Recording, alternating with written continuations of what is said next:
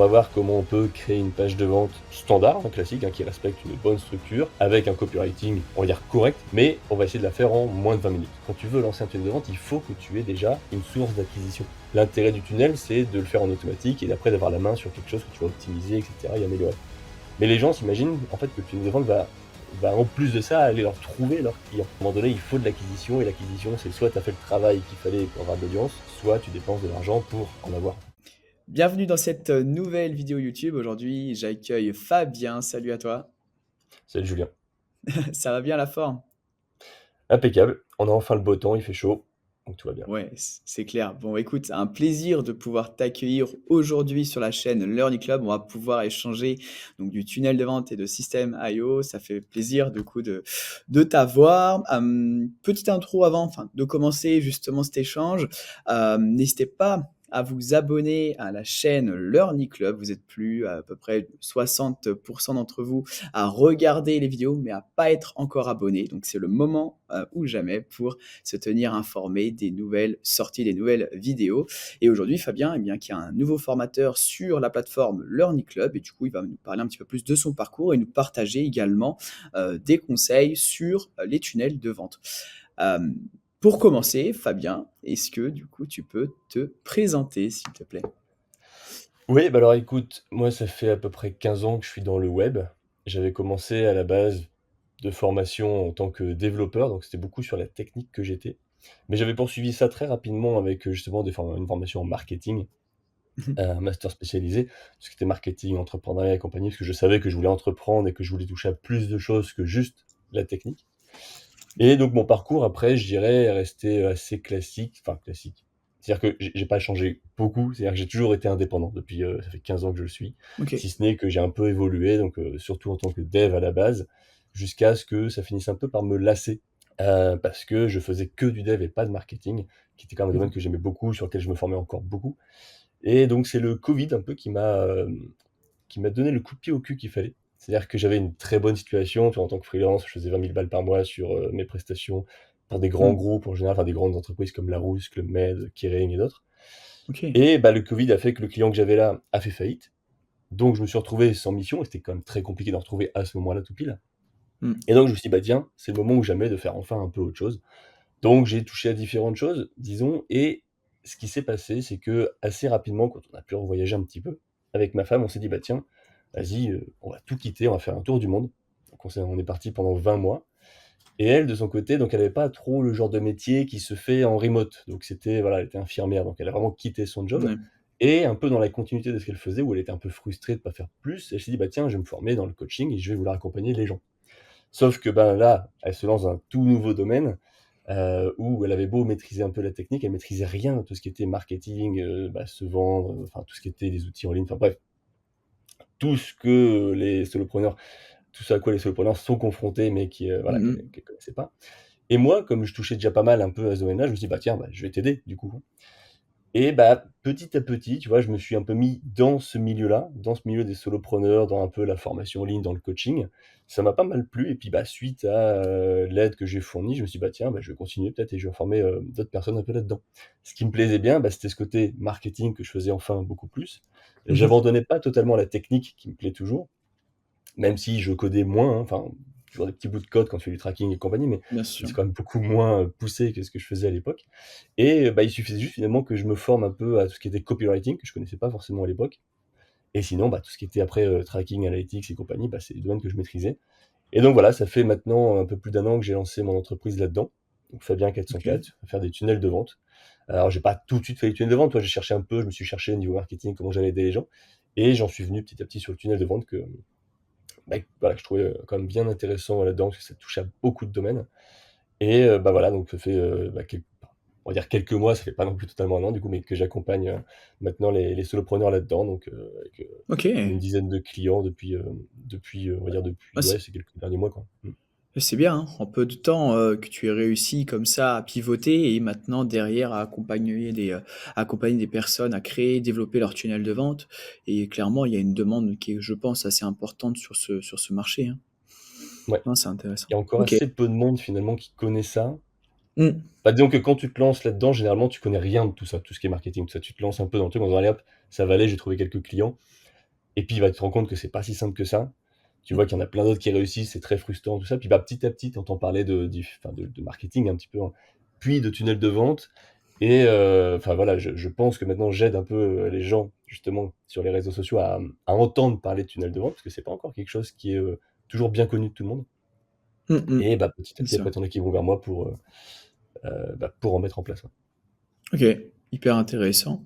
Du coup, aujourd'hui, la vidéo va tourner naturellement autour des tunnels de vente et va faire rapport avec la formation que tu as proposée sur Learning Club, qui est plus précisément autour aussi de Système IO. Première question, qu'on avait un peu, échangé ensemble que sur les fois précédentes. Est-ce que c'est intéressant, selon toi, de se lancer sur l'outil Système IO en 2024 ou est-ce que c'est terminé? Est-ce qu'il y en a d'autres? Est-ce que tu peux un petit peu, nous en dire plus sur le sujet? Alors c'est vrai qu'il y a plein d'outils maintenant qui font des tunnels de vente. J'en ai essayé pas mal, surtout Mmh que, mh. tu vois, je me bloque pas à un outil par rapport à mes clients. Je m'adapte à l'outil que eux préféraient utiliser s'ils en avaient déjà un en tête. Sinon, après, je les conseille. Et c'est vrai qu'on revient encore toujours très souvent sur System.io. Mmh. Je dis pas que c'est l'outil parfait, tu vois, il n'y a pas d'outil parfait. Mais, et d'ailleurs, en fonction de ton cas, il y a d'autres outils que je pourrais sûrement te recommander, tu vois. Mais pour la majorité des gens que j'accompagne, et souvent c'est des gens qui vont un peu démarrer dans ce milieu-là, System.io est comme un outil qui est très, très bien fait dans le sens où il n'est pas compliqué à utiliser. On comprend quand même assez vite comment ça marche Mmh. et il fait tout. Ouais. C'est-à-dire qu'il n'est pas parfait, il n'est pas hyper poussé dans tous les domaines, mais il a le mérite de tout faire, ce qui fait que tu as pas besoin d'aller brancher deux trois outils par-ci par-là, ce qui complique encore plus les choses quand tu t'y connais pas. Et donc je dirais qu'en plus de ça, en plus d'être facile à utiliser et de tout faire, c'est un outil qui commence aussi gratuitement Mmh. pour ton premier tunnel de vente, ce qui est, bah, voilà, non négligeable quand tu veux te lancer, que tu as pas encore de budget, tout ça, Mmh mh. donc oui, Bien clairement, sûr. c'est un outil que je recommande encore beaucoup et oui, qui est encore bien à utiliser en 2024, ouais. OK, et si on repart un peu plus au niveau, général sur les tunnels de vente, c'est vrai qu'il y en a beaucoup, je pense, de personnes qui nous suivent, qui proposent pour certains de la formation, qui proposent en tout cas des petites formations, même certains des plus grosses, des plus importantes. Est-ce que tu as des conseils, toi, maintenant, qui accompagnent des personnes, est-ce que tu as des conseils à donner pour réussir un bon tunnel de vente? Ouais, des conseils, il y en a pas mal. Je dirais que les plus importants, ça va être toujours, tu sais, de rester su tu vois, il y a toujours des hacks, des choses pour aller un peu plus vite, plus loin et cetera. Mmh Mais il mh. y a quand même des conseils qui sont, intemporels à ce niveau-là. Le premier, ça va être déjà de bien identifier ta cible et ton produit, ta solution. Un tunnel de vente s'adresse à une cible et pour une solution. On cherche pas, tu sais, dans un tunnel à adresser plusieurs types de personnes ou plusieurs produits. Mmh. Donc déjà, il faut être vachement au clair là-dessus et bah, idéalement, il faut déjà avoir testé un petit peu, tout ça, en amont. Tu sais, commencer déjà un peu à parler de ce que tu fais à ta cible, voir si ça prend un peu et cetera, avant déjà de mettre en place toute cette machine de guerre qui est le tunnel de vente. Mmh mh. Première étape donc, bien connaître ta cible et ton produit et s'assurer qu'il y a un fit entre les 2. Il y a le product market fit finalement. Deuxième étape, quand tu fais un tunnel de vente, et ça peut être lié à une erreur qu'on peut faire assez souvent, c'est de bien prendre en compte aussi, le niveau de conscience de ta cible, ainsi que son niveau de maturité par rapport à ce que tu as à lui proposer. Je vais m'expliquer un peu plus. Le niveau de conscience, ça va être où est-ce qu'il en est au niveau, enfin lui, ta cible en tout cas, par rapport à ce que tu lui proposes. Est-ce que toi, tu lui proposes une solution, mais est-ce que déjà lui, ton client, ta cible, elle est consciente qu'elle a un problème? Déjà rien que ça. Est-ce qu'elle est consciente qu'une solution existe pour son problème? Et enfin, Mmh. est-ce qu'elle va être consciente, bah, voilà, de ta solution, de ce que tu peux lui proposer? Et donc de savoir déjà ça, ça va complètement finalement changer un peu la manière dont tu vas créer ton tunnel de vente. Si la personne connaît la solution que tu lui proposes, bon, bah, c'est pas la peine de t'éterniser, tu sais, à faire, 10 mails qui va lui expliquer, essayer de l'éduquer sur, ce que c'est que ta solution et comment ça fonctionne. Tu vois, tu veux vendre des Mmh mh. chaussures, les gens savent ce que c'est que des chaussures, donc tu vas pas leur expliquer ce que c'est. Par contre, si tu vends, et c'est souvent le cas, hein, quand tu fais du coaching ou de la formation, tu vois, c'est pas forcément les solutions auxquelles les gens vont penser de prime abord. En plus, quand tu fais ça un peu sur quelque chose d'un peu plus spirituel ou plus sur du développement personnel, des choses comme ça, où c'est pas forcément tangible non plus et c'est pas facile non plus de se projeter, bah, C'est ça, parfois ouais. les gens ne sont même pas conscients que quelque chose ne va pas en eux. Donc il faut d'abord commencer quand c'est comme ça, tu sais, à parler de symptômes, à essayer de tu sais, d'appuyer un petit peu sur des points de douleur pour qu'elles puissent réaliser que: «Ah bah oui, en effet, ça fait mal» et que là, OK. voilà, tu puisses après les éduquer sur la solution que tu as à leur proposer. Mais tu vois, là, en fonction de ce niveau de conscience-là, tu vas pas du tout raconter la même histoire. Mmh Et mh. après, le niveau de maturité, c'est, plutôt moi ce que je bah, on va dire que c'est le niveau de confiance, on va dire qu'on a en toi. Tu vois, le prospect, il peut être froid, là, il te connaît pas du tout, tiède, il a commencé déjà un peu à interagir avec ce que tu fais, ou chaud. là, il est déjà un peu plus engagé dans ce que tu fais. Et c'est pareil, ton but finalement, quand tu fais ton tunnel de vente, c'est de partir en général d'un prospect qui va être froid jusqu'à un prospect qui va être chaud. Donc il Bien faut lui sûr. donner toute la confiance nécessaire envers toi pour qu'il puisse passer à l'achat. Mais c'est toujours pareil, si tu t'adresses dans ton tunnel qu'à des gens qui te connaissent déjà, bah, tu n'auras pas tout ce travail à faire. Donc, il faut bien s'adapter par rapport à ça. Et le dernier point pour moi qui est hyper important, c'est le tracking, le suivi. Mmh. C'est-à-dire que tu peux pas juste te dire, tiens, je fais mon tunnel de vente et c'est bon, il est là, il marche.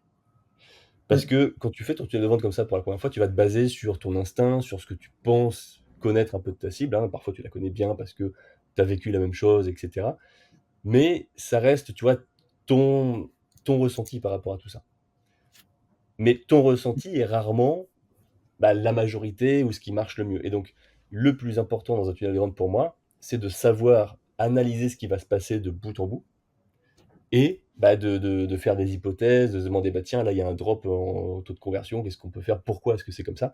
Et en fait, après, de faire bah, une fois que tu as fait des hypothèses, de trouver les solutions, toi, des nouveaux tests à faire, à tester justement pour bah, vérifier si la fois d'après, bah, tiens, ouais, en effet, on a réussi à augmenter le taux de conversion à cet endroit-là. Et donc, ton premier tunnel de vente ne sera jamais parfait, mais ce que tu veux surtout faire, c'est eh ben, continuer à l'analyser, à le traquer et à l'améliorer en fait, suite à ça. Parce que, en fait, la meilleure donnée, c'est pas ce que toi tu penses, c'est même pas ce que tes clients vont te dire, même si c'est quand même très important, mais ça reste aussi les chiffres, le comportement, ce que tu peux vraiment analyser, quoi. Mmh. Ah, c'est vrai, c'est beaucoup d'A/B testing. Enfin, un tunnel de vente, au départ, tu pars de rien, tu pars de zéro et tu le développes et tu l'améliores constamment. Enfin, je sais que c'est, pour beaucoup, c'est C'est ça. ça, OK. ouais. A/B testing, j'irai un petit peu plus loin, c'est-à-dire que l'A/B testing fonctionne surtout quand tu as énormément de trafic. Quand Mmh. on a moins, c'est un A/B testing où plutôt tu vas faire des gros, gros changements d'un coup, tu sais? Parce que quand tu fais, sur une petite audience, on va dire, juste changer ton titre, un titre A vs un titre, B, Mmh. ça va être assez peu révélateur si tu as une centaine de personnes qui passent tous les mois, tu vois? Par Oui, contre, quand c'est ça. c'est comme ça, du coup, quand tu as pas encore l'audience, tu vas faire des très gros changements sur ta page, des trucs vraiment radicalement différents, voire plusieurs changements d'un OK. coup. Et là, tu vas voir une vraie différence se faire. Et quand tu as une audience plus grande, là, tu peux te permettre de faire des tout petits changements, tu sais, et là, tu verras aussi une différence. Ça dépend, voilà, un peu de ton trafic aussi derrière. OK. Ah ça c'est un OK, je savais pas du tout. Oui, après ça me paraît un peu logique, mais c'est pas quelque chose que je pouvais penser. OK, intéressant. Merci à toi. On passe à une partie quand même qui est assez intéressante dans cette, vidéo. Tu vas nous faire une petite démonstration. Est-ce que tu peux la présenter en quelques secondes? Et puis après je te laisserai, la main pour introduire justement cette vidéo.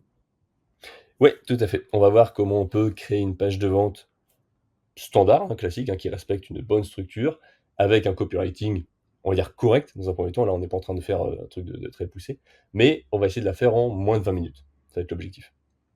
OK, trop bien. Eh ben écoute, je te laisse la main et on est parti. Ça marche. Voilà, donc on se retrouve dans System.io. Ce que je vais faire ici bah, pour la démo, hein, c'est juste de créer une nouvelle étape avec une nouvelle page de vente qu'on va faire de type page de vente. Voilà, donc la première étape, après, ça va être de choisir un design. Bon, on va dire que je choisis celui-ci, là, chacun fait comme il veut, puis je vais modifier la page. Voilà, donc on peut voir un petit peu ce qui a été donné, hein, donc c'est sympa, il y a déjà une première hero. Alors, toujours, moi, ce que je fais spontanément, hop, ah, il m'a pas laissé le faire tout de suite, donc voilà, tac, on supprime le menu de navigation parce que c'est une page de vente, on ne veut surtout pas inciter les gens à aller cliquer ailleurs. Ensuite, ben ici, voilà, dans notre structure, donc on aura notre accroche. On pourra avoir ici la partie intérêt de notre framework AIDA pour la structure de la page de vente. Donc on appuiera sur la douleur, on agitera un petit peu, etc., etc. Ici, ça va être pas mal pour montrer un peu de résultats juste après. Et voilà, ici, mon des témoignages. Ce qui va me manquer, moi, par exemple, là, ça va être de présenter un petit peu bah, le détail du produit, en fait, dans la partie désir. Donc, on va aller prendre ici un truc de type fonctionnalité comme celui-là, par exemple, voilà, qui se retrouve en bas. On va le remonter. Euh, voilà, donc ça c'est partie un peu chiante, il faut remonter étape par étape. Et puis parfois, il le fait pas. Et on va le monter même au-dessus des témoignages. Voilà, on a nos services. On va voir ce que disent les clients. Article de blog, ça, on n'aura pas besoin. Tac, ici on a un dernier call to action. Il va nous manquer les tarifs. Donc on va par exemple afficher ces tarifs-là. décidément. Voilà, là il est monté. Ah, on va monter encore. Hop, et on va le montrer, tiens, après les témoignages. Voilà, et grosso modo, donc là on a eu notre partie désir, dans laquelle on présente un peu plus en détail le service. On a du témoignage, on a le prix. Tiens, ce que j'aimerais bien rajouter aussi, c'est un peu de crédibilité. Donc pour la crédibilité, on va ajouter, tiens, présentation de l'équipe, ici, voilà, l'équipage. Tac, on le monte. Voilà, je vais le mettre après le prix. Et enfin là, on ajoutera une dernière section qui sera pour la FAQ. Toujours très important de mettre une FAQ. Hop, avec un petit titre, FAQ. Voilà, et dans le format de notre FAQ, en fait, finalement, ça va toujours être un titre que je vais mettre là, qu'on va mettre par contre en niveau en dessous, donc normalement ce sera plutôt du H3, qu'on va centrer vers la gauche, et ensuite on aura un texte qui va suivre, voilà, qui sera la réponse, et qui pareil, on va la mettre sur la gauche. Voilà, et puis chaque question suivra un petit peu ce format-là. Ensuite, on va vouloir remplir cette page. Pour la remplir, on va utiliser ChatGPT. Donc je m'étais déjà préparé un petit premier prompt qui va simplement dire, voilà, tu es un excellent copywriter professionnel qui fait des pages de vente qui convertissent très bien. Tu dois créer la page de vente d'une entreprise. Voici ce qu'elle fait. Elle accompagne les personnes dans la maîtrise de leur appareil photo de type réflexe, en reprenant les bases de la photographie et en expliquant le fonctionnement d'un appareil photo avec des exemples pratiques. Cette entreprise cible des cadres mariés, pères de famille, qui ont acheté un appareil photo de type réflexe et qui voudraient passer pour un professionnel en sachant l'utiliser. Et voilà, et je lui dis, garde ces informations en mémoire dans mes prochains messages, je vais te demander de me générer certaines parties spécifiques de la page de vente. Hop, voilà. Donc nous avons une thématique sur apprendre à maîtriser son appareil photo. Donc première étape, je lui ai demandé, eh ben, génère-moi 10 accroches différentes, enfin 10 propositions de valeur qui appuient sur le gain et ou sur la douleur qu'on évite.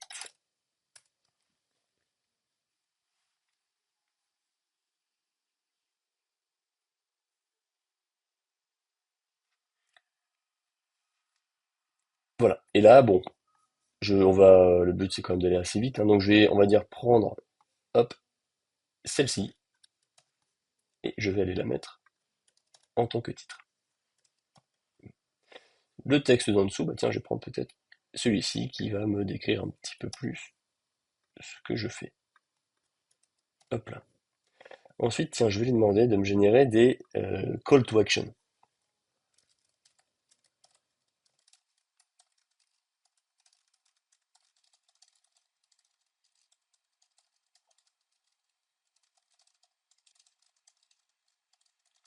Voilà, donc 10 appels à l'action qui permettent de comprendre dans quoi on s'engage et pas plus de 5 mots. Boum. Et donc par exemple, bah, je vais pouvoir reprendre le premier pour mon premier appel à l'action. Hop, pardon, c'était tac, voilà. Hop là, ça, je vais le supprimer. Voilà, je vais même supprimer la colonne. Ah, c'est vrai qu'avec système audio, on ne peut pas. Donc je vais juste rajouter un nouveau bouton plutôt, hein. Voilà, hop là.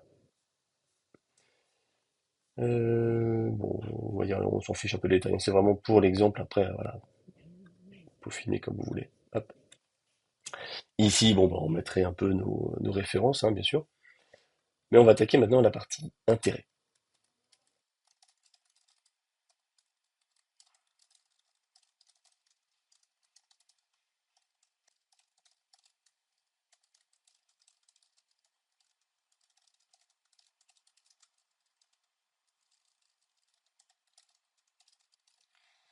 Voilà, donc j'explique ici qu'on veut générer une partie intérêt dans laquelle on va mettre en avant le problème, appuyer dessus et recontextualiser le problème en expliquant voilà quelle est la vraie source de ce problème-là, qui n'est pas forcément ce que le client pensait. Et ça en fait ça permet de se différencier des concurrents parce que le client enfin, la cible a déjà essayé d'autres solutions, mais elles n'ont pas fonctionné, sinon il serait pas là actuellement.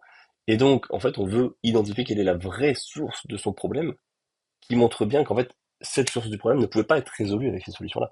Et donc, c'est ma solution qui, elle, bah, respecte ça, qui va le permettre de le résoudre. Donc voilà. Ici, il nous est généré, voilà, il fait un peu de storytelling, on va dire, enfin d'effet miroir, hein. T'investis dans un appareil photo réflexe, de haute qualité, parcourir des tutoriels en ligne, pourtant ça n'a en fait pas de potentiel, etc. Blablabla. Le problème réel, donc la compréhension est superficielle, par exemple, là, c'est une idée, hein. Après, si vous avez déjà votre propre idée normalement de ce que ça peut être, faut essayer de l'aiguiller un peu, hein. Moi, je l'ai pas aiguillé, donc il me sort cette idée-là qui est pas forcément mal. Donc voilà, et puis ensuite, bah voilà, pourquoi le concurrent échoue, etc., etc. Ça marche, et puis hop, notre approche est différente. Hop, hop, hop. Ok. Eh bien, on pourra reprendre ces textes-là pour aller les mettre dans notre page. Par exemple, bon, on va essayer de faire ça à peu près bien. Hop, tac. Ça, on va le retirer. Ce premier texte, on va le retirer. Hop. Et ensuite, on va essayer de catégoriser un petit peu plus. Tac. Hop. Bon, là, c'est parce qu'on veut aller vite, hein, je reprends tel quel, hein, mais en réalité, bien sûr, vous relisez et vous adaptez. Alors, je suis pas forcément fan, mais j'aime bien l'idée, mais pas fan de cette formulation-là.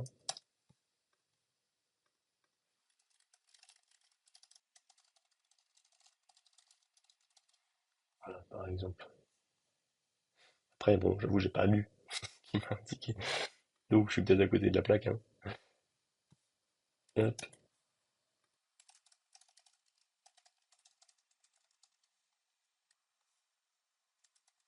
avec, pareil, aussi, je promets ce premier texte-là, enfin ce premier titre, pour vous mettre le suivant. Transformation, ici,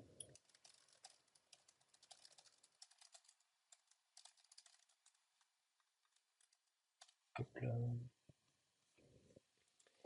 Et enfin, ne vous contentez plus de photos médias.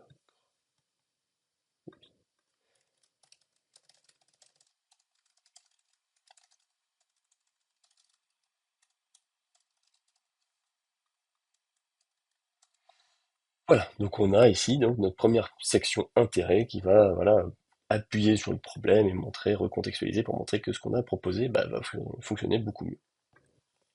Maintenant, on va lui dire qu'on veut une nouvelle section.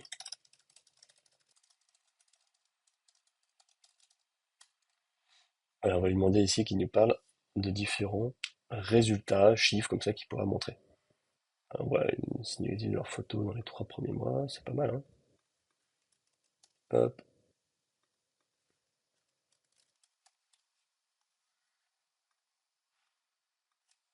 tac, là, 92. Bien sûr, pour remettre un petit peu en forme, parce que c'est pas très beau le pourcentage qui revient à la ligne, mais c'est pas le sujet ici.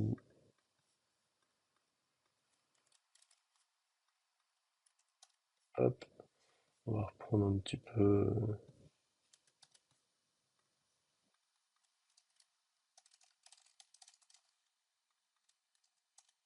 Voilà, de le mettre dans une couleur plus visible. Hop. Ok. Ensuite, on va attaquer la section suivante.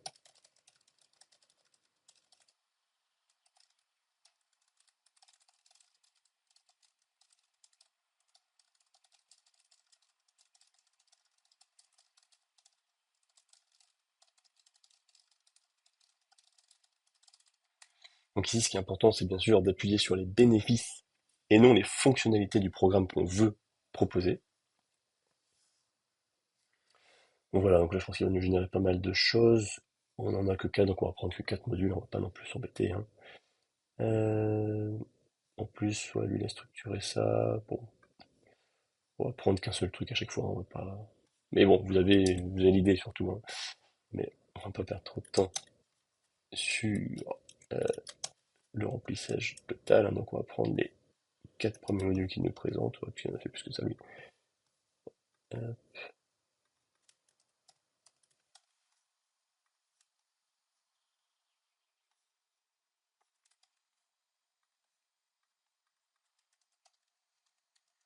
alors, ici, en réalité, si je devais le faire bien, hein, j'aurais structuré ça un peu différemment, où chaque module en fait aurait repris cette structure-là. Bah, ouais, bon, je vais pas forcément le faire là, ça va pas mal de temps, mais dans l'idée, voilà, je pense que chaque module aurait été justement cette section-là, et chaque bénéfice, là il en a mis que deux à chaque fois, mais aurait pu être justement, voilà, chaque bénéfice aurait pu être une de ces cases-là, il n'y en aurait eu que deux, et on aurait répété ça 4 fois avec un texte ici à chaque fois. Bah, allez, on va dire que je le fais juste pour celui-là. Euh,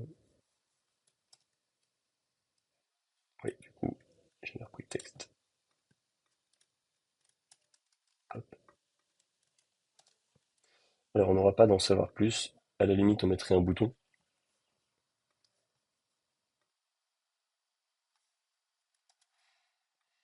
Et donc, du coup, ici, je vais juste, dans ce cas-là, présenter le premier module seulement. Mais il aurait fallu refaire la même chose, donc pour tous les autres modules, bien sûr.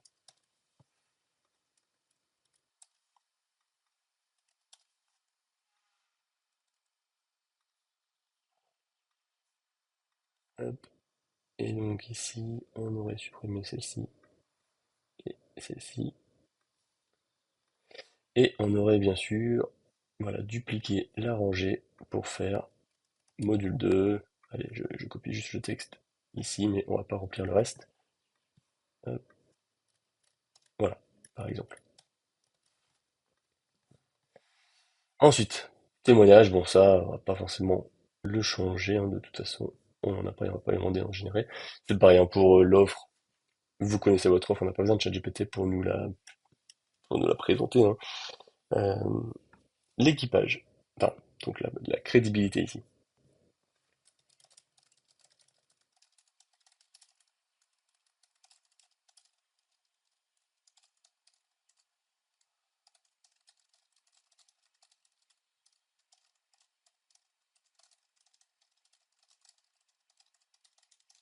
Bon, ici, idéalement, vous n'avez pas forcément besoin de le faire générer, hein, étant donné que ce sera vous, j'imagine, dans la plupart des cas.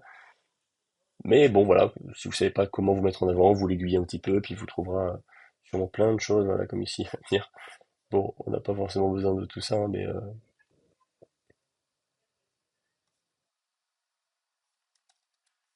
hop,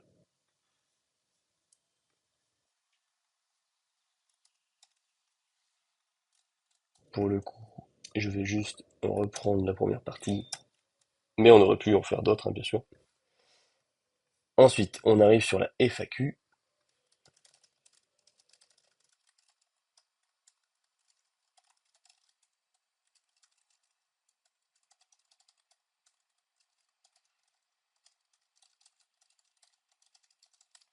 Donc on va lui demander de générer les questions et les réponses par rapport à des objections, des questions qu'on pourrait fréquemment se poser sur ce type d'accompagnement. Alors j'en ai demandé une dizaine, dans notre cas, en plus il bloque. On va pas en faire qu'une seule, hein. Enfin, ou aller deux. Voilà. Hop là, il s'est réveillé. Hop. Parce que finalement on passe plus de temps sur les copier-coller qu'autre chose, hein. C'est pas le but.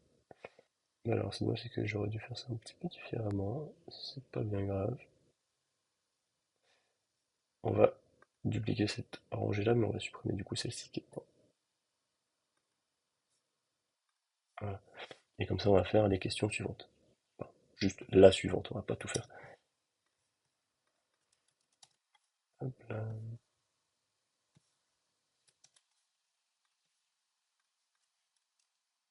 Voilà, bon, ok, on fait ça avec normalement toutes les autres questions.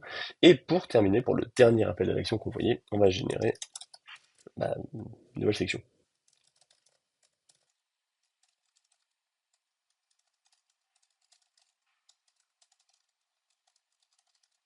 Voilà, ici j'ai envie de générer un texte en rapport avec le coût de l'inaction pour que les gens puissent se projeter un peu dans voilà, la vie dans laquelle rien n'a changé et où du coup la douleur est toujours présente. Voilà, donc voilà. Ici, je le mets quand même bien en avant. Hop, il a même généré l'appel à l'action, là, donc transforme une photo dès maintenant, qu'on reprendra. Hop,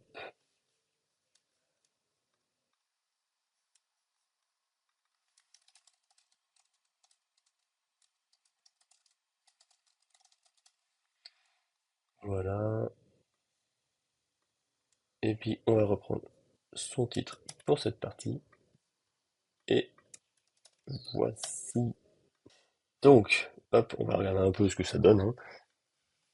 Mais vous voyez qu'en moins de 20 minutes, on a pu générer une première page de rendu. Alors, bien sûr, il faudra aussi générer des images, c'est pas parfait, non, mais comme quoi, on peut quand même aller très vite avec bon, bah, une base qui est pas mal hein, dans l'absolu. Il faudrait bien sûr la relire, je pense simplifier un petit peu parce que ça fait un peu lourd, hein, ces pavés de texte. Mais il y a de bonnes idées, il y a de bonnes choses quand même qui peuvent être à reprendre, hein. On n'a pas forcément généré de témoignages, parce que bon, témoignages, c'est censé être de vrais témoignages, ni l'offre, parce que bah, vous devez la connaître, votre offre.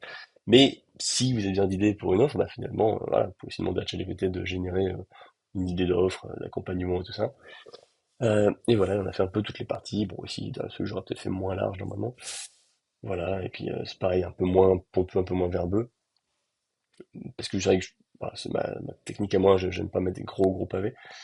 Mais bah, globalement, on a déjà quelque chose de pas mal. Et puis à la fin, bon, on aurait aussi simplifié normalement les liens. On n'a pas besoin de tous les liens. Ce qu'il faut surtout indiquer, c'est voilà, la politique de confidentialité, les conditions générales de vente, les mentions légales, voilà, les choses qui sont obligatoires, mais pas forcément l'accueil du site. Voilà, voilà pour cette démo. On est de retour donc pour continuer cette, interview, Fabien. La question suivante, est-ce que tu peux, nous, communiquer, eh bien, des outils que tu utilises au quotidien pour développer, tes tunnels de vente? Et également une autre question complémentaire, quelle place prend l'IA dans ton quotidien, dans tes tunnels de vente? Et même d'une manière assez générale, ça peut être intéressant de voir comment tu l'utilises. Ouais, je vais commencer par cette dernière question parce que il est vrai, je dirais que je l'utilise peut-être pas suffisamment. C'est vrai que j'ai pas encore forcément, tu sais, cette habitude. J'aime bien plutôt écrire par rapport à mon ressenti, mon feeling, ma patte et pas forcément faire ça par IA. Mmh Je mh. vais peut-être l'utiliser plutôt quand, tu sais, je commence à avoir un trou, tu sais, sur, bah, tiens, là, je trouve pas le terme que j'aimerais, je trouve pas la formulation que j'aimerais. Tu vois, là, Mmh, il bien peut me sûr. générer des idées et voilà et ça permet de débloquer un peu la situation. Et sinon, j'utilise aussi pas mal, on va dire, quand je dois générer des images, comme je suis pas forcément graphiste, tu vois, en fonction du style que veut la personne, le client. Soit j'arrive à trouver des images libres de droit, soit eux-mêmes ont des images à fournir, soit bah, justement, je les fais générer comme ça. Bon, on a des trucs à peu près sympas, tu vois. Voilà. Donc, pour l'instant, pour moi, l'utilisation de l'IA se limite un peu à ça. OK. Et sinon, par contre, en termes d'outils, donc ça en fait quand même partie, mais je vais aussi beaucoup utiliser des outils comme, alors moi, j'utilise Notion notamment pour, tu sais, Mmh tout mh. le travail en amont préparatoire sur, bah, ta cible et cetera. Donc je fais des pour mes clients en tout cas, je fais des fiches clients, très longues en fait avec plein, plein, plein de questions pour que les clients, tu vois, ils sachent exactement pas que moi déjà je puisse comprendre, mais aussi ça aide les clients à mieux structurer leurs pensées sur qui est leur cible, quels sont leurs problèmes et cetera, quelles sont la solution, enfin, quelle est la solution qu'ils proposent et cetera. Donc il y a tout ce travail-là que je fais souvent avec du Notion et après, bah, je dirais que les outils j'utilise pas mal d'outils sur l'automatisation, alors ça dépend du coup après de si j'utilise System.io ou pas. Quand tu utilises System.io, tu as pas forcément besoin de sortir de System.io, OK. donc l'automatisation est moins présente, mais sinon j'utiliserai du Make ou du Airtable, c'est quand j'ai besoin de faire un truc un peu CRM ou des Mmh mh. automatisations. Mais ensuite, les outils que je vais forcément utiliser quoi qu'il arrive, ça va être tout ce qui va être pour le tracking. Donc moi, j'utilise beaucoup Hotjar, qui va permettre de faire OK. des heatmaps. Donc tu sais, il t'affiche ta page web, avec, enfin, c'est une carte de chaleur en fait, tiens, donc avec des zones plus ou moins rouges en fonction de plusieurs critères, hein. C'est des clics que les gens ont fait ou des mouvements de souris qu'ils ont fait ou du scroll qu'ils ont Mmh. fait et ça permet un Intéressant. peu de voir, bah, là où les gens ont cliqué. Tu te rends compte souvent qu'ils cliquent sur des endroits où il y a pas besoin de cliquer, enfin, je veux dire, il y a vraiment rien, il y a que du texte. Mais d'un autre côté, tu vois, il faut pas rejeter la faute sur eux. C'est que s'ils ont cliqué là, c'est que quelque chose leur a laissé penser qu'ils pouvaient peut-être le faire. Donc ça donne des bons retours sur, bah, ce qui va pas peut-être sur ton interface, sur l'UX. Est-ce qu'il scrolle aussi jusqu'au bout? Donc là, tu vois, s'il scrolle pas facilement jusqu'au bout, c'est qu'a priori, tu as pas fait quelque chose d'assez intéressant, d'assez captivant au départ, donc il y a quelque chose à Mmh retravailler mh. là-dessus. Donc Hotjar qui est très bien là-dessus et qui en plus a une formule gratuite encore pour ces choses-là. Et Mmh. sinon après, je dirais que c'est le classique, Google Analytics, Ouais. que je couple avec du, Tag Manager Mmh. qui permet, enfin c'est une merveille, se trouve, enfin, Tag Manager. Parce que chaque fois que tu veux intégrer un outil, tu vois, comme Hotjar ou comme, Analytics et même les pixels Facebook, LinkedIn et compagnie, tu dois injecter du code dans ta page web. Ouais. Et bon, le code que tu injectes te permet d'importer l'outil, mais de l'importer dans sa manière la plus, neutre possible. Ce qui fait qu'avec du Google Analytics, bah, tu traques les pages vues, finalement, pas plus. Ouais, c'est Les vrai. sessions, enfin, des trucs comme ça. Mais dès que tu veux avoir des informations sur quel est mon call to action qui a été, cliqué, tu vois? Et est-ce qu'ils ont cliqué pour mettre en route la vidéo et cetera, bah, ça, tu l'as pas. Et Mmh. si tu veux l'avoir, en fait, il faut que tu rajoutes des bouts de code, pour indiquer, voilà, je veux un événement, voilà, dès qu'on clique là-dessus, je veux envoyer un événement à Google Analytics. Et bah, ça, quand tu es pas dev ou même quand tu l'es, enfin, je veux dire, tous les outils sont pas très bien prévus pour ça. Donc c'est assez fastidieux, sauf quand tu as Tag Manager, qui lui, en fait, est le seul outil que tu as besoin de brancher sur ton site et Mmh. c'est lui ensuite qui devient ton outil pour brancher tous les outils et pour gérer les événements. Donc c'est voilà, tu as juste à lui Qui dire: «Bah, tiens, pilote, ouais. vérifie les clics sur tel type de bouton». Après, il faut que tu trouves un moyen d'identifier ton bouton, hein, soit par le texte qu'il y a dessus ou par un identifiant si tu as accès à ce genre de choses. Mais au moins, voilà, tu as toute la marge de manœuvre possible pour détecter tous les événements que tu veux et derrière, tu les envoies à Google Analytics sur lesquels tu vas pouvoir générer des rapports. Moi, j'aime bien générer les rapports en entonnoir justement, parce qu'on est sur un entonnoir, hein, Ouais. avec le Oui, tunnel de c'est vente, vrai. pour voir un petit peu, voilà, les statistiques à différentes, étapes. Et j'aime bien faire ça OK. en plus des analytics que, produisent les outils en question, parce que souvent, ça reste des analytiques un peu soit c'est des vanity metrics, tu sais, des stats juste pour un peu gonfler l'ego, mais pas très révélatrices. Mmh. Soit, c'est des bonnes stats, mais elles sont insuffisantes. C'est-à-dire qu'on va juste te donner un nombre et puis après, bah, ouais, qu'est-ce que tu fais avec ça? Moi, je sais pas s'il a cliqué là-dessus, s'il a fait ci ou ça, donc voilà, il faut aller un peu plus loin, quoi.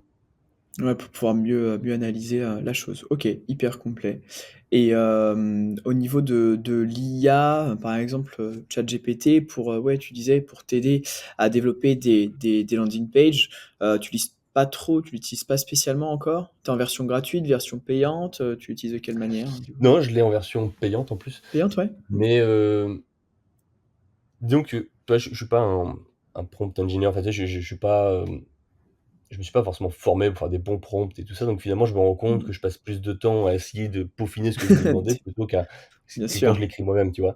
Donc je préfère l'utiliser plus comme une aide, quand je bloque un peu, tu sais, sur des Ouais, formulations de c'est ce que termes, tu juste besoin disais, du c'est vocabulaire mieux. finalement, Mmh mh. plus que pour me générer des choses toutes faites. Alors pour autant, dans la démo, c'est bien ce qu'on a fait, hein, on a montré, Mmh mh. comment générer les choses toutes faites. Bien sûr. Donc ça reste, peu possible et tu as une base, Ouais. mais dans tous les cas, tu vois, si je le faisais comme ça, la base, je la retravaille et au bout du compte, bah, je gagne pas forcément plus de temps, donc tu vois, disons Ouais, que quand je fais, tu sais, le travail en amont qui est la fiche de positionnement, pour ouais. mes clients, je fais aussi de l'arc narratif et donc ça veut dire que je commence déjà à rédiger, en fait, un peu toutes les idées, toute la structure et tout ça. Et donc c'est plus facile pour moi de partir de ça et de voilà, d'approfondir un peu plus, que de partir de l'IA. Après tu me diras, il y a un OK. truc que j'ai encore jamais testé, je pourrais peut-être partir de cette base-là, la fournir à l'IA et lui demander à lui Mmh. d'approfondir un peu plus. Mmh. Voir les propositions qu'il peut J'essaierai, te faire. Mmh, c'est clair. j'essaierai. OK. Non, c'est intéressant. Après, c'est vrai que ce qui fait la force aussi d'un tunnel de vente, c'est ce côté humain que tu vas développer, que tu vas créer et c'est là où je pense aussi où tu crées de la valeur toi de ton côté, à développer des tunnels de vente.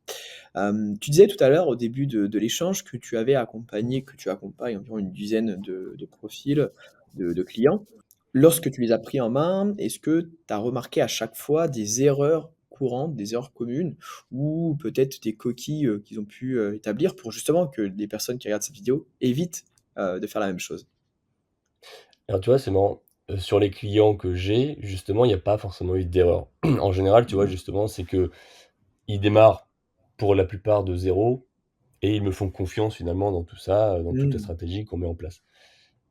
Et je dirais que les erreurs sont souvent avec les personnes qui ne sont pas devenues clientes. Alors non pas parce que enfin, l'erreur n'est pas qu'ils ne sont pas devenus clients, hein, c'est pas ce que je veux dire, mais en fait, souvent, ils ne sont pas devenus clients parce qu'ils pensaient que, mais bah, c'était pas tout à fait ça. Et en l'occurrence, l'erreur la plus fréquente qu'il y avait, c'est de se dire que, bah, le tunnel de vente, ça va sauver mon business, tu vois? Voilà, j'ai juste besoin d'un tunnel de Mmh. vente et c'est bon, tout est parti. Sauf que, bah, ça marche pas comme ça. Le tunnel de vente, il est là, à la base, hein, pour optimiser tes conversions et prévoir un tunnel qui va automatiquement, on va dire, aller, chercher à convertir ta cible en client. Tu Mmh. peux te permettre de ne pas avoir de tunnel de vente, c'est juste que c'est à toi, tu sais, de faire ce travail, d'éducation de ta cible, de réchauffement du coup, enfin, tu sais, de Ouais, maturation un peu de ta cible. bien sûr, Et bon, bien sûr. bah, quand c'est comme ça, le problème, c'est que tu vas le faire avec les réseaux sociaux, mais comme tu peux pas maîtriser ce que les gens voient ou ne voient pas, parce que, bon, tu maîtrises pas l'algo et donc ta propre, visibilité, bon, bah, ils vont louper des étapes et c'est pas forcément parfait, mais tu pourrais le faire avec Mmh, une newsletter, tu pourrais le faire d'autres moyens finalement qu'avec un tunnel de vente. Mais ou quand tu fais tu sais, en prospection, quand tu commences à avoir une personne, voilà, avec qui tu communiques, tu peux faire ce travail d'éducation, donc tu peux faire le travail du mmh, tunnel de vente. L'intérêt du tunnel, c'est de le faire en automatique et d'après d'avoir la main sur quelque chose que tu vas optimiser et cetera et améliorer. Mais les gens s'imaginent en fait que le tunnel de vente va en plus de ça aller leur trouver leurs clients, ce qui est pas le cas. ah, ouais. Donc en fait, quand tu veux lancer un tunnel de vente, il faut que tu aies déjà une source d'acquisition. Et donc si tu démarres de zéro sur les réseaux sociaux, par exemple, que tu as pas de site web, pas de SEO, rien du tout, que Mmh, tu fais pas de prospection, et qu'en plus de ça, tu vas pas payer de pub, bah, en fait, voilà, tu as beau avoir un tunnel de vente, ça va pas sauver ton business. ouais. Donc, tu vois, moi, j'accompagne des gens qui, soit ils ont déjà les réseaux sociaux développés, avec suffisamment de, voilà, d'audience, et donc on sait qu'il va y avoir un trafic qui va venir sur le tunnel de vente, et donc il y aura une utilité. Ou alors, Mmh. moi, du coup, ce que je propose, hein, histoire quand même de faire du clé en main, c'est, bah, de gérer aussi la partie publicitaire, OK. du client, de lui mettre en place les ads et cetera, pour lui assurer un trafic. Et là, forcément, bah, du coup, tu as un budget supplémentaire à prévoir, Mmh. parce que les gens n'avaient pas forcément prévu, tu vois? Parce que justement, l'erreur était de croire qu'on pouvait, bah, que ça allait sauver la vie, sans avoir à dépenser d'argent. Mais Mmh, bien voilà, à sûr. un moment donné, il faut de l'acquisition et l'acquisition, c'est soit tu as fait le travail qu'il fallait pour avoir de l'audience, soit tu dépenses de l'argent pour en avoir, en fait. Bah, OK. je grossis le trait, mais voilà. Ouais, ouais, oui, c'est sûr, c'est sûr et il faut compter à peu près un budget de combien, pour, créer son premier er tunnel de vente, en l'occurrence? Alors soit en le faisant soi-même, mais en parallèle, si je, le délègue par exemple à toi, ça peut, on va dire, une valeur moyenne, d'une presta. Donc je parlais que pour moi, parce que je dirais pas il y a Mmh? tous les prix ou machin, mais pour un tunnel de vente, quand tu veux un tunnel de vente clé en main de A à Z, vraiment en mode prestation, je fais tout pour toi, il faut compter un budget d'à peu près 4 000 € et ça comprend, les ads, ainsi que 2 mois de suivi après la prestation, bah, pour justement optimiser le funnel, sur déjà les 2 premières itérations. Mais avec ce type d'offre, j'ai été confronté à un problème, c'est que en fait, ça ne va intéresser que des gens qui sont déjà assez, développés finalement dans leur business parce que, bah, voilà, eux, quand tu es développé, les 4 000 € ça passe assez, nickel et Mmh. voilà, et tu as le truc qui est fait. Mais comme je te disais, j'ai beaucoup de personnes qui viennent à moi et qui débutent, c'est-à-dire qu'ils viennent, ils ont appris grâce à moi ce que c'était un tunnel de vente. Ils se disent: «Ah bah tiens, ça peut être intéressant, j'aimerais bien que tu m'en mettes un en place du coup». Et donc c'est des personnes que, bah, pareil, j'aimerais bien accompagner de A à Z avec la pub, mais j'ai dû développer un nouveau type d'offre où là, bah, tu sais, du coup, je faisais, en partie commission, en partie prix fixe. Et donc là, OK, j'avais plusieurs offres. En fait, finalement, ça allait de 1 000 € à 1 750 €, mais derrière avec, une rémunération à la commission qui allait OK, de 20 à 30 par mois par sur les ventes vente. pendant un OK. an. L'avantage que tu as par contre, c'est que, bah, le suivi, je vais te le faire pendant un an parce que pendant les un an, je vais toucher les commissions et donc j'ai intérêt à ce que ça Ah, fonctionne c'est bien. intéressant ça. Belle offre. Par contre, tu as forcément alors pour ce type d'offre-là, il faut forcément que tu aies de l'acquisition parce que j'ai pas envie de travailler pour rien. Mmh. Et donc si tu as pas les réseaux sociaux, je vais, «t'obliger» entre guillemets à prendre de la publicité. C'est-à-dire que je t'accepterai pas en tant que client si tu refusais aussi de mettre un certain budget publicitaire.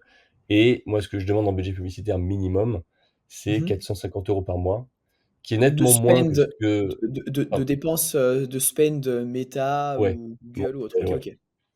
Et ce qui est nettement inférieur à ce que Meta demande, par exemple, pour en budget minimum, parce qu'eux, ils préconisaient, je crois, 25 € par jour, alors que 450 € ça fait, 15 € par jour. OK. Mmh. Mais voilà, en fait, quand tu vas en dessous de ça, le problème, c'est que tu as tellement peu de data, bah, que tu sais, l'analytique que tu veux mettre derrière et cetera pour améliorer ton funnel, tu sais pas la faire. Enfin, il y a pas de tendance, tu sais, qui se dessine réellement ou c'est des fausses tendances OK. qui se dessinent, tu vois? Quand tu as 10 personnes qui, vont sur ton tunnel, que tu en as, 2 qui sont passées à l'étape suivante, bah, en fait, ça veut pas dire qu'il y a 20 à l'étape suivante, tu vois? Ça veut juste dire que, bah, oui, là, il y en a eu 2, la fois d'après, il y en a peut-être 10, mais cette fois-ci, ce sera peut-être 5 qui vont passer à l'étape suivante.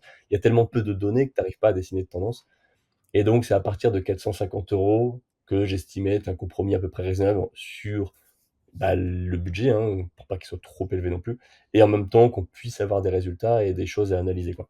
L'idéal étant bien sûr de mettre, 1 000 €, voire même encore plus quand tu peux te permettre, quoi. OK. Ah, c'est vrai que c'est une belle offre ça, parce qu'au moins derrière, c'est pareil, ça te permet d'avoir du recurring, toi, en termes Mmh. de rentrée d'argent. Donc, c'est pas du one shot. D'un autre côté, ça t'oblige aussi à aller surveiller, contrôler le tunnel de vente de ton client. Et du coup, l'offre que tu vends le mieux, c'est celle-là justement ou c'est, la première que tu as présentée tout à l'heure? Non, la première je l'ai vendue, quelques fois aussi, Ouais. mais il y a eu un vrai changement quand j'ai commencé à proposer la suivante, La seconde, où bien sûr. là, bah, ouais, tu sens que sur les appels de vente, ça conclut beaucoup plus, quoi. Ouais, tu m'étonnes. OK, hyper intéressant. Bah, écoute, est-ce que tu avais d'autres choses à rajouter peut-être sur, cette, partie, en tout cas des erreurs, que les personnes peuvent souvent commettre?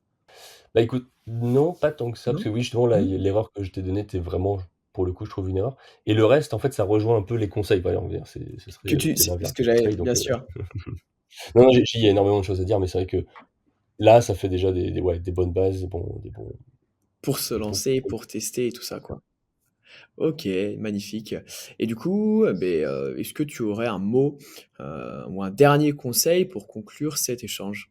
Ouais, bah, écoute, pour moi, voilà, le plus important, ce que je conseille à tout le monde, en fait, c'est de rester pragmatique. C'est-à-dire que ce que tu veux, c'est trouver des clients, ça sert à rien d'aller copier un peu tout ce qui se passe à côté. Chaque business est différent et il y a quand même toujours des bases et les bases, en l'occurrence, ça reste quand même toujours de savoir qui tu cibles exactement, de savoir ce que Mmh, tu vas leur proposer, d'être sûr qu'il y a un match entre les 2.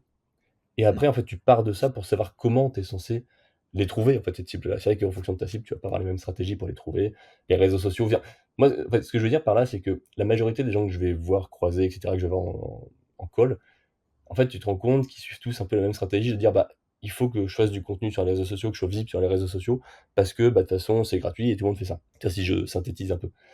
Mais en réalité, tu as énormément de façons d'avoir des clients et en fonction de qui tu cibles et etc., bah, tout le monde c'est pas toujours propice, en fait, finalement, d'aller sur les réseaux sociaux. Parfois, tu trouveras plus facilement tes clients si tu vas à des salons d'entrepreneurs ou tu mmh. trouveras tes clients directement en allant téléphoner à des grosses boîtes. Enfin, il y a des tonnes de façons de faire et ouais, je dirais que dans ce cas-là, mon conseil, c'est plus de ne pas chercher à, tu sais, à suivre le moule ou la stratégie lambda que tout le monde suit, mais plutôt de faire ça intelligemment, en fait, et de se poser les vraies questions de: «Voilà, je cible cette personne-là pour l'aider à faire ça. Déjà, est-ce que ça va l'intéresser? Et ensuite, bah, cette personne-là, comment je la trouve?» Et c'est ça qui est intéressant dans le marketing, c'est aussi de faire preuve d'imagination. Il y avait eu pas Mmh. mal de boîtes comme ça qui faisaient des coups un peu stratégiques de pub et cetera. Alors, je vais prendre un exemple à la con parce que c'est le premier qui me vient, mais c'était, je crois, une entreprise qui faisait voilà, un système d'escort girl. OK. Business un peu, tu vois, un peu spécial quand même, hein. Et ça avait fait un peu polémique à une époque, si ça remonte à quelques années, hein, mais parce qu'il y avait eu, comme ça une remorque, tu sais, qui faisait la grande publicité de ce truc-là, d'escort girl, qui s'était garée, je crois, dans Paris ou voilà, je déforme peut-être un peu l'histoire parce que je me rappelle plus exactement 100 mais c'est à peu près ça. Elle s'était garée quelque part dans Paris, en plus, sans avoir payé ou en tout cas un stationnement qui était pas forcément légal. Et ben, en fait, le fait d'avoir fait ça, il y a eu une vague d'indignation sur les réseaux sociaux. Tu sais, un peu ce système de: «Je veux montrer que je suis vertueux, je suis le chevalier blanc, donc je veux faire un peu justice et dire: "Ah, c'est pas juste, machin", donc ça a été publié et repartagé dans tous les sens. Mais les mecs, voilà, ils ont eu leur pub. Mmh. Et même si c'est lié à un bad buzz, enfin, quand tu fais les scam girls, c'est pas du bad buzz en vrai, hein, c'est Oui, de la oui, très bonne pub, tu oui. vois?